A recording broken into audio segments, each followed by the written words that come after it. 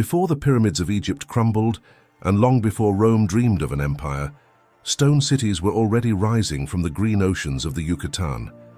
This is the story of the Maya civilization, part one of an 8-part series about the history of Mexico. Before there was history as we know it, there was a story written in sweat, blood, and starlight. Around 2000 BC, farmers along the Guatemalan highlands learned to tame the jungle. They planted maize, beans, and cacao beneath a relentless sun. From these early humble villages grew the civilization we now call the Maya, astronomers, architects, mathematicians, and poets of blood and stone. As the centuries turned, small settlements became kingdoms.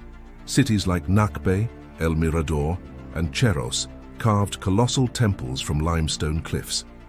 Here, kings ruled not as mere men, but as divine mediators between the earth and the heavens. Every harvest, every eclipse, every victory, they read the will of the gods in the movements of the stars. To do this, the Maya invented the only fully developed writing system in pre-Columbian America. Their curling hieroglyphs recorded wars, royal marriages, and sacred offerings. And they created something truly revolutionary, the long count calendar. It was a cosmic clock, marking the universe from a mythical zero date, a day we would now call August 11th, 3114 BC. They weren't just tracking time, they were measuring eternity. This brings us to the classic era, from 250 to 900 AD. This was the age of legends. Tikal, Palenque, Copan, and Calakmul, these were not just cities, but rivals, locked in endless cycles of alliance and war. Tall pyramids rose like stairways for the gods to descend. Observatories mapped the precise path of Venus. Scribes etched the story of their people onto jade, pottery, and towering stone monuments called stelae. At the heart of each city was the Kuhul Ajal, the divine lord. He was no mere ruler. His veins were a conduit between worlds. On sacred days, he would draw his own blood with obsidian thorns, letting it fall onto paper. This paper was then burned, its smoke rising as a message carried directly to the heavens. To the Maya, blood was life force, the sacred energy that kept the entire cosmos turning.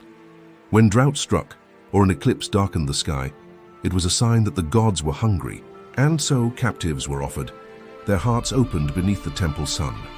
This wasn't cruelty for its own sake, it was a profound duty, the ultimate price for maintaining cosmic balance. Their world was woven with gods. Itzamna, the creator and sky father. Kainich Ajal, the blazing sun god. Chark, the vital rain bringer. And Ixchel, the goddess of the moon and childbirth. They believed heaven had 13 layers, and the underworld, Xibalba, had 9. Connecting them all was the great world tree, Yaxche, its roots in death and its crown in paradise. Every temple was built as a man-made mountain, an imitation of this tree, a sacred axis connecting all realms. Then, as suddenly as dawn fading into a storm, the great southern cities emptied. What happened? The answer is complex and debated to this day. A combination of prolonged drought, brutal civil wars, and exhausted soil likely drove the people away. By 900 AD, the jungle had swallowed the grand palaces. The drums fell silent, but the Maya were never gone. Their civilization simply shifted. In the north, at places like Chichen Itza and Uxmal, new dynasties rose, blending old traditions with the influence of Toltec warriors from the north. Even centuries later, when the Spanish conquistadors landed, they found Maya priests still counting the days on sacred calendars, still speaking the language of the stars. Centuries later, explorers and scientists would awaken the sleeping cities, clearing vines to reveal their breathtaking secrets. They learned that the Maya had never disappeared. They are still here, in their millions of descendants, in the languages still spoken and in every stone that remembers the sun. Their empire vanished, yet their science, their art, and their faith endured. They left behind not ruins, but a living code.